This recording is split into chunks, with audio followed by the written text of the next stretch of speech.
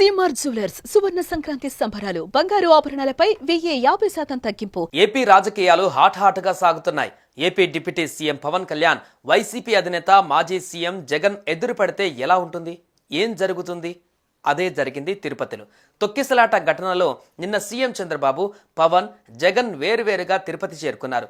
అక్కడ పవన్, జగన్ ఒకరికొకరు ఎదురుపడ్డారు.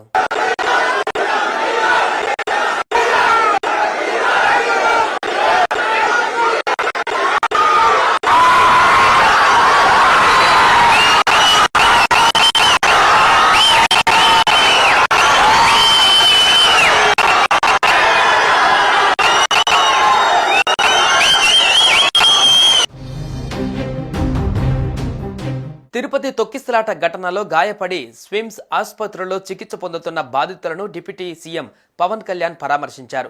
అయితే అదే సమయంలో బాధితులను పరామర్శించేందుకు ప్రత్యేక వాహనంలో జగన్ కూడా స్విమ్స్ కు చేరుకున్నారు. అప్పటికే పవన్ కళ్యాణ్ మీడియాతో మాట్లాడుతున్నారు. ఈ సమయంలోనే ఉన్నట్టుండి జగన్ రావడంతో పాటు ఆయన వెంట అనుచరులు కూడా భారీ సంఖ్యలో వచ్చారు. వీరిని చూసిన జనసేన నాయకులు జై పవన్ నినాదాలతో హోరెత్తించారు. ఇక వైసీపీ నాయకులు, కార్యకర్తలు కూడా జై జగన్ నినాదాలతో హోరెత్తించారు. ఈ పరిణామంతో ఏం జరుగుతుందో ఎవరికీ అర్థం కాలేదు. ఒక్కసారిగా ఇరు వర్గాలు నినాదాలతో ఏం జరిగిందని పవన్ కళ్యాణ్ పక్కన ఉన్న వాళ్ళను అడిగారు. జగన్ ఆసుపత్రికి వచ్చారని పవన్ కు చెప్పారు.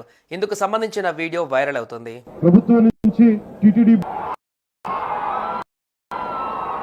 బోర్డు మెంబర్, అలాగే పోలీస్ కానీ ఈ రోజున వారు ఎవరైతే చనిపోయారో, ఎవరైతే వచ్చారో వాళ్ళందరికీ క్షమాపణలు చెప్పాలి, వారికి సంతాపం ప్రకటించాలి. అయితే జగన్ అభిమానులు జై జగన్, సీఎం సీఎం నినాదాలతో ఓరెత్తించేశారు. దీంతో పరిస్థితి ఒక్కసారిగా వేడెక్కిందని చెబుతున్నారు. ఇదే సమయంలో పోలీసులను టెన్షన్ కలిగించిందని అంటున్నారు. ఈ సమయంలోనే ఫ్యాన్స్ పై పవన్ మండిపడ్డారు. సమయం సందర్భం లేకుండా ఏమిటి నినాదాలంటూ ఆగ్రహం వ్యక్తం చేశారు. మరోవైపు ఏపీ మాజీ ముఖ్యమంత్రి జగన్ ను పోలీసులు వేరే మార్గం గుండా పంపించారు. దీంతో పవన్ మీడియా సమావేశాన్ని ముగించి అక్కడి నుంచి వెళ్ళిపోయారు. ఏది ఏమైనా ఈ ఘటన హాట్ టాపిక్ గా మారింది. అయితే ఎలాంటి అవాంఛనీయ ఘటనలు జరగలేదు.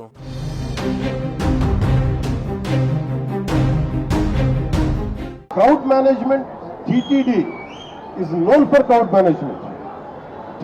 TTD's expertise is crowd management.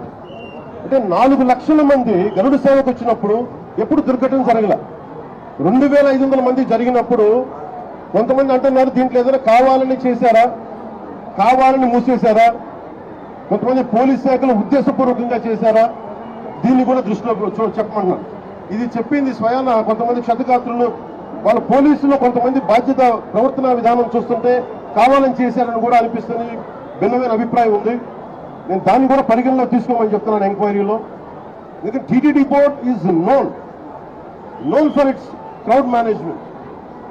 అలాగే ప్రత్యేకించి to the entire nation, to the entire country, to the entire Sanatani believers, to the entire Hindu Samaj from state government of AP, I profusely my wholehearted apologies for what had happened. ఇదే 5 సంవత్సరాల కిందట మా ప్రభుత్వంలో 5 సంవత్సరాలు చూస్తే ఇటువంటి కార్యక్రమాలను ఎంత గొప్పగా చేశాము అని చెప్పి ఈ రోజు కూడా ప్రజలు చెప్పుకునేంత గొప్పగా ఈ వ్యవస్థ నడిచింది. అలాంటిది ఈరోజు చూస్తే కనీసం నీళ్ళు ఇచ్చేవాళ్ళు లేరు, క్యూలలో నిలబెట్టేవాళ్ళు లేరు, పోలీసులు కనీసం రోప్పాటిని అక్కడ ఉండి జాగ్రత్తగా క్యూలలో పర్యవేక్షించే వాళ్ళు లేరు, కనీసం క్యూలలో ఉన్న వాళ్ళకు తిండి నీళ్లు ఇచ్చే పరిస్థితి కూడా లేని పరిస్థితిలో ఈ వ్యవస్థ నడుస్తూ ఉంది. ఇంత దారుణంగా నిజంగా వ్యవస్థ ఉంది. ఇదే పెద్ద మనిషి చంద్రబాబు నాయుడు గారిని నేను గట్టిగా డిమాండ్ చేస్తా ఉన్నా. ఇది ప్రభుత్వం చేసిన తప్పు, ప్రభుత్వం తప్పిదం వల్ల ఈ ఇన్సిడెంట్ జరిగింది. ప్రభుత్వం పూర్తిగా బాధ్యత తీసుకోవాలి. చనిపోయిన వాళ్ళకు కనీసం ప్రతి ఒక్కరికి కూడా గవర్నమెంటే బాధ్యత తీసుకొని ప్రతి ఒక్కరికి కూడా కనీసం అంటే ప్రతి ఒక్కరికి 50 లక్షల రూపాయలు కనీసం ఎక్స్గ్రేషియా ఇవ్వాల్సిన అవసరం ఉంది. అదేవిధంగా ఇక్కడ పేషెంట్లుగా ఉన్న వాళ్ళందరికీ కూడా ప్రభుత్వం తప్పిదం వల్ల వీళ్ళంతా కూడా పేషెంట్లు అయ్యారు కాబట్టి వాళ్ళందరికీ కూడా ప్రభుత్వం తప్పిదంగా ఒప్పుకుంటూ వాళ్ళందరికీ కూడా ఉచితంగా వైద్యం ఇప్పించడమే కాకుండా ఇంటికి పంపించేటప్పుడు వాళ్ళందరికీ కనీసం 5 లక్షల రూపాయలు డబ్బులు ఇచ్చి ప్రతి ఒక్కరిని కూడా పంపించాల్సిన బాధ్యత కూడా ప్రభుత్వం మీద ఈ ప్రభుత్వానికి డిమాండ్ చేస్తా ఉన్నాం. సుమన్ టీవీలో మీ పర్సనల్ అండ్ బిజినెస్ ప్రమోషన్స్ కోసం కింది నెంబర్కి కాంటాక్ట్ చేయండి.